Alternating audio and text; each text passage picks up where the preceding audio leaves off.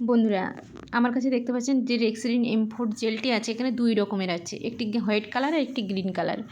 White colour নতুন, এটি launch হয়েছে, আর পুরোনোটি আগে ছিল। তো পুরনো রেক্সিডিন M4 জেল আর নতুন রেক্সিডিন M4 জেল দুটোই আমি আপনাদের সামনে দিয়ে দিলাম।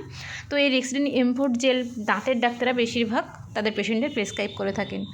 তো এই জেলটা নিয়ে অনেকের অনেক রকম কোয়েরি ছিল বা প্রশ্ন ছিল যে এটি কীভাবে লাগাবেন, কতক্ষণ লাগিয়ে রাখবেন, খাওয়ার আগে না পরে, সেই সমস্ত প্রশ্নে আজকে উত্তর দেব। তো চলো বন্ধুরা, ভিডিওটা শুরু করি। বন্ধুরা, এই জেলটি কী কাজে ব্যবহৃত হয় আপনারা অনেকেই জিজ্ঞেস করেছিলেন, সেটি আগের ভিডিওতে আমি বলে দিয়েছি যে এটি মুখের ভিতরে ব্যথা বলুন বা আলসার বলুন বা অস্ত্রোপচারের পরে দাঁতের তখন সেই ব্যথা জায়গায় এটি ব্যথা নিরাময় করতে অনেক সময় ব্যবহৃত হয়ে থাকে, দাঁতের ডাক্তাররা দিয়ে থাকেন।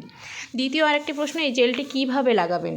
জেলটি লাগানোর জন্য আপনার প্রথমে হাতটাকে পরিষ্কারভাবে ধুয়ে নিতে হবে, তারপরে পরিষ্কার হাতে আঙুলের ডগায় অল্প একটু পরিমাণ এই জেলটি নেবেন, বা তুলোই করেও নিতে পারেন, নিয়ে আপনার যে আক্রান্ত বা ব্যথা জায়গা বা দাঁতের যে গোড়ায় এখানে যেখানে আপনাকে ডাক্তার লাগাতে বলেছে সেইখানে এই মলমটি লাগিয়ে দেবেন। এই জেলটি লাগানোর 2 থেকে 3 মিনিট বা 4 মিনিট পর্যন্ত আপনি অপেক্ষা করবেন, কোনো কিছু খাবেন না বা পান করবেন না। এই জেলটি ডাক্তারবাবু যদি আপনাকে প্রেসক্রিপশানে দিনে 2 বার ব্যবহারের পরামর্শ দিয়ে থাকেন, তাহলে আপনি এটি দিনে 2 বার ব্যবহার করবেন, আর অবশ্যই খাওয়া দাওয়ার পরে বিশ্রামের সময়। ওষুধটি লাগানোর পরে মিনিমাম আধ ঘন্টা আপনারা কোনো কিছু খাওয়া বা পান করবেন না।